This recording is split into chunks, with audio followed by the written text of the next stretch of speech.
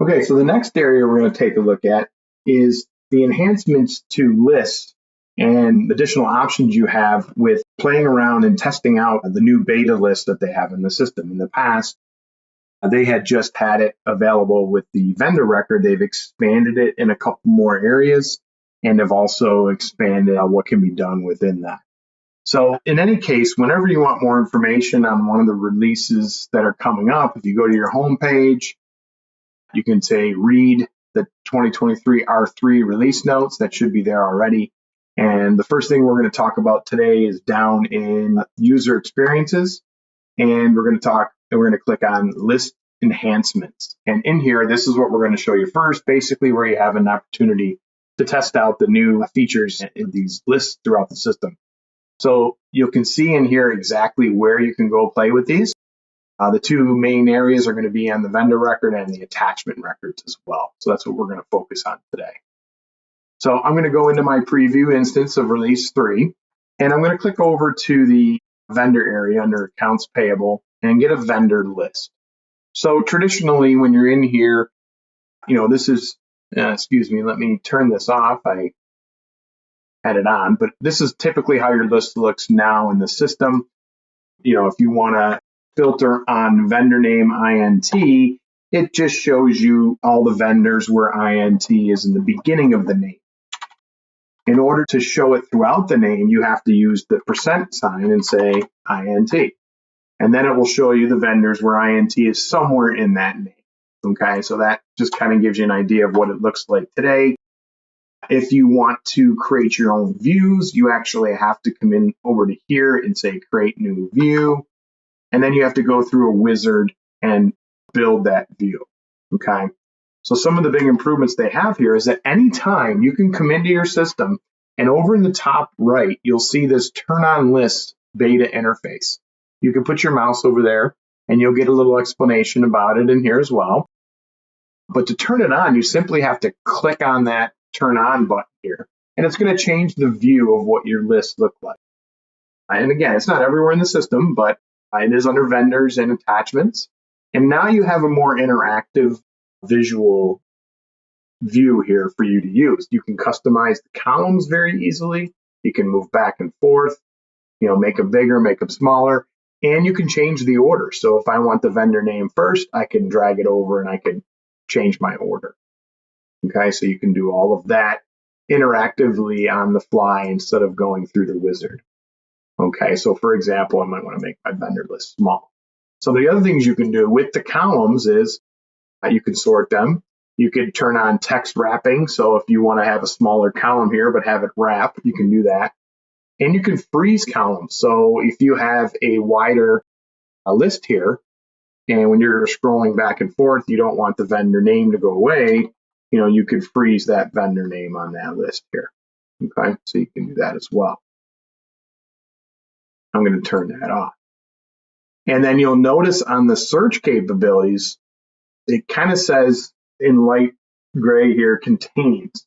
So what you can do now is if I want to do a search on a vendor, I can say INT, and now it's going to do that contains anywhere in. You don't have to actually put the % sign anymore. So that's a nice little enhancement as well.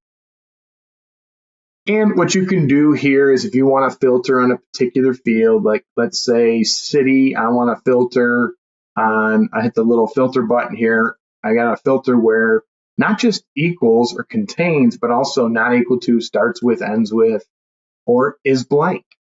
So in this case, just show me the vendors where the city is blank, click apply, and there's my list. And now what I could do is I could manage that view and just say save as. So I can click on that. I can call it missing information. Click save.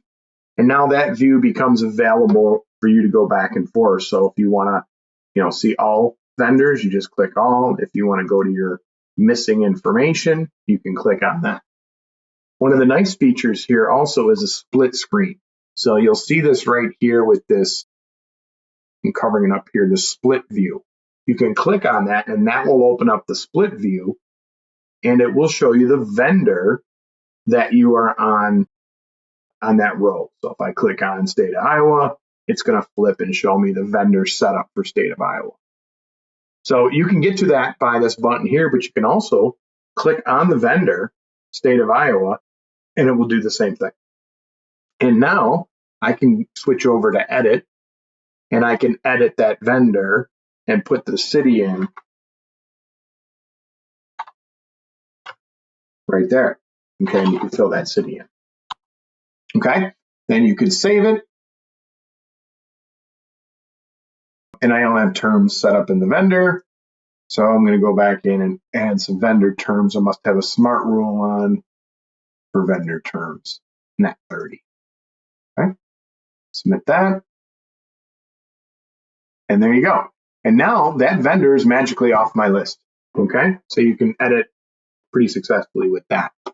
Some of the other things you can do is, let's go back to my all here. Sometimes you might want to do it off of total due. So you might want to say total due is greater than or equal to. So I just want to see vendors who we owe more than 10,000 to. Click apply. Notice it builds that advanced filtering right here. If I click on it, you can see all the filtering that's in there right now, and you can keep adding to it. And you can do ORs as well. And now it's just showing me vendors that we owe more than 10,000. And I'm going to sort that by highest to lowest here. And then I might have another view, save as, called, how about the greater sign, greater than 10,000. Owed. Okay.